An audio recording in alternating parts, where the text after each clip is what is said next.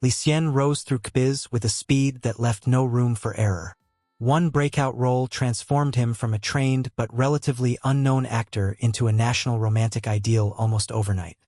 His image was clean, reliable, and emotionally safe, exactly the kind of figure the industry and audiences could trust without question. After reaching this peak, something unexpected happened. His career did not collapse, nor was it shaken by scandal. Instead, it slowed in a way that was difficult to explain. Appearances became fewer but safer. Projects leaned toward caution rather than experimentation. From the outside, everything looked stable. From within, the sense of momentum quietly disappeared. This contradiction is at the core of Li Xian's story. In theory, success should expand freedom. In practice, his success seemed to reduce it. As his value increased, the industry shifted from promoting growth to protecting image. Risk became unacceptable. Change became dangerous. Li Xian had done nothing wrong. He followed expectations, avoided controversy, and maintained discipline. Yet the more perfect his public image became, the narrower his range of choices appeared. His experience exposes a rarely discussed rule of Cbiz. Reaching the peak does not always grant control. Sometimes it locks an actor into a version of himself he is never allowed to escape. To understand how this quiet restriction began, we must go back to how Li Xian's image was carefully constructed from the start. Before Li Xian became a name associated with peak popularity, he followed a relatively traditional path into acting. He was professionally trained and entered the industry without the immediate advantages of traffic status or explosive visibility.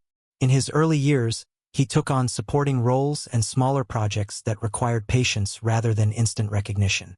These performances did not make him famous, but they built a foundation of credibility that would later define his appeal. Unlike actors whose popularity depends on provocation or spectacle, Li Xian's strength lay in restraint. His acting style was understated, his screen presence calm and composed. When he was eventually cast in a leading role that captured public attention, audiences responded not to excess emotion but to reliability. He embodied a form of masculinity that felt safe, intelligent, and emotionally grounded. This quality quickly became his defining image. As popularity followed, the industry began to refine this image with precision. Media narratives emphasized his professionalism and discipline. Interviews focused on rationality rather than ambition. The idea of Li Xian as a trustworthy and idealized presence was repeated until it solidified into a brand. This image proved commercially powerful, attracting endorsements and long-term partnerships that depended on consistency. Yet this process came with an unspoken cost. The more his image stabilized, the less flexible it became.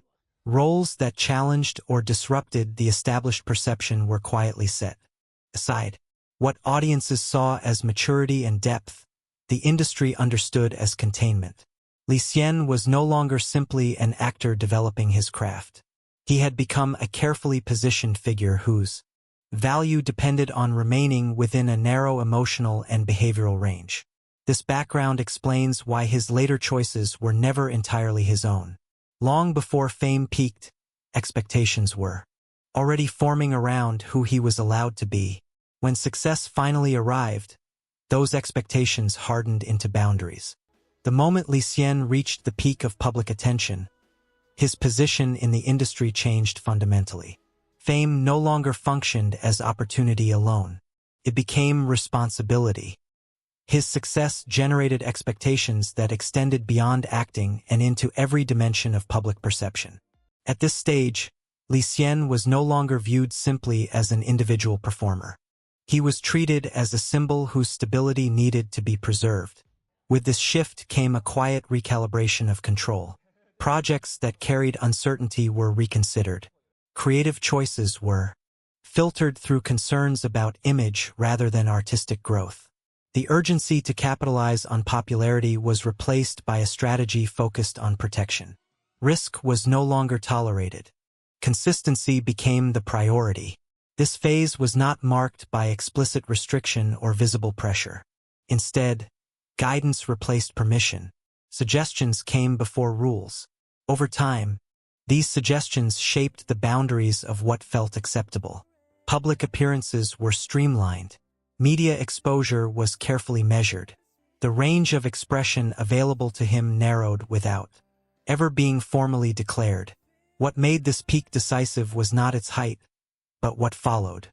Once Li Xian's image reached maximum clarity, deviation became dangerous. The industry no longer needed him to evolve. It needed him to remain intact. From that point forward, growth was defined as preservation rather than expansion. This shift explains why his career appeared to slow without explanation.